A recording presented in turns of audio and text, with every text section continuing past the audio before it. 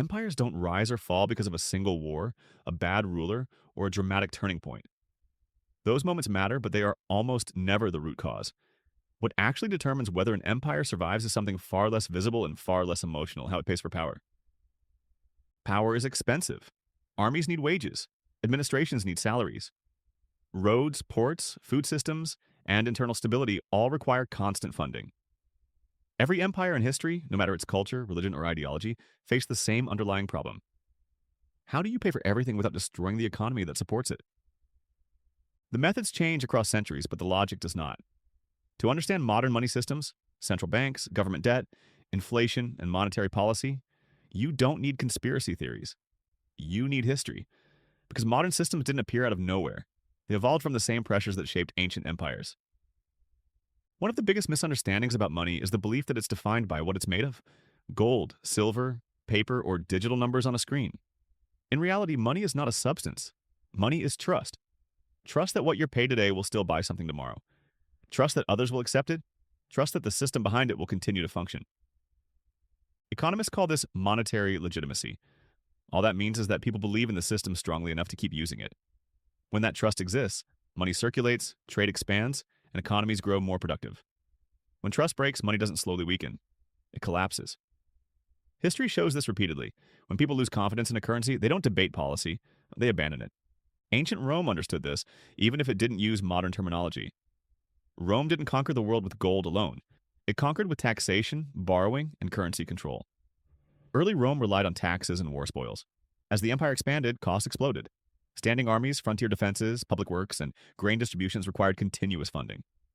At first, Rome issued silver coins with relatively stable metal content. These coins were trusted and widely accepted, enabling trade across vast distances. But war is unpredictable, and raising taxes too quickly caused unrest. Borrowing had limits. Eventually, Rome turned to a third option: currency debasement. Debasement means reducing the amount of precious metal in a coin while keeping the same face value. In simple terms, it's an early form of inflation: more money in circulation without an increase in real value. At first, debasement worked. Soldiers were paid, the economy kept moving. Prices rose slowly, and most people didn't notice. Over time, they did. Trust eroded. Prices accelerated.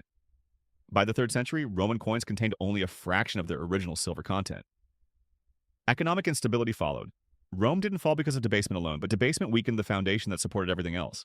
Debt played a role too, and it's important to understand that debt itself is not evil. Historically, debt has been a tool. Empires borrowed to fund wars before taxes could be collected. They borrowed to invest in infrastructure. They borrowed to smooth economic shocks. Debt works when growth exceeds interest, meaning the economy grows faster than the cost of borrowing. When that balance holds, debt is manageable. When it breaks, debt becomes dangerous. This arithmetic applies universally. Ancient states, medieval kingdoms, and modern governments all face the same constraint. The numbers don't care about ideology. 16th century Spain is a perfect example of what happens when this balance is misunderstood. Spain controlled enormous silver mines in the Americas. For a time, it seemed unstoppable. Silver flooded into Europe. Spain financed wars, bureaucracy, and global dominance. But flooding an economy with money without increasing production causes inflation, which simply means prices rise because more money is chasing the same goods. Spanish silver reduced purchasing power across Europe. At the same time, Spain borrowed heavily against future silver shipments, assuming wealth would never stop flowing. It did. Costs rose faster than revenue. Debt accumulated. Productivity lagged. Spain didn't collapse overnight. It declined slowly, decade by decade, while insisting it remained powerful. This pattern repeats throughout history. Wealth without productivity creates fragility, not strength. Over time, societies learned from these failures and new institutions emerged. Central banks were not created to control people or manipulate markets. They were created to stabilize trust.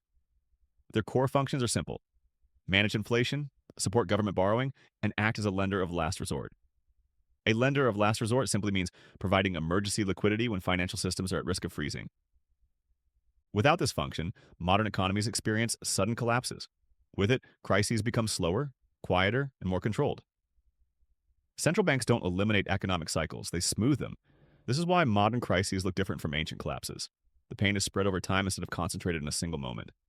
Inflation plays a crucial role here, and it's often misunderstood. Inflation is frequently described as an accident or a failure.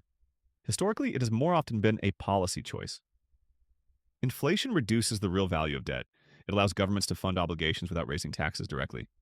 This process is called financial repression, which means savers lose purchasing power quietly while borrowers benefit. No empire advertises this strategy, but many have used it. Inflation functions like a hidden tax. It doesn't appear on a bill, but its effects are real. Those who hold cash lose first. Those who own productive assets adapt more easily. Across thousands of years, certain financial principles never change. Trust matters more than force. Productive economies outlast extractive ones. Debt is safe only when growth exists. Inflation always punishes savers first. Financial systems erode before they collapse. Technology changes the surface of money, but not its structure. Digital currencies, fiat systems, and global markets are new tools, but they operate under ancient constraints. The same incentives apply, the same pressures exist, the same mistakes are possible. What does this mean today? It means you don't need to predict collapse to understand risk. Money systems don't fail suddenly. They degrade gradually. People who survive financially don't fight systems. They understand incentives, they diversify, they focus on productivity. They pay attention to history instead of headlines. Money rarely repeats exactly, but it rhymes. Empires rise when money supports productivity. They weaken when money hides problems. They fall when trust disappears. This isn't destiny, it's arithmetic. Understanding history doesn't make you cynical, it makes you prepared.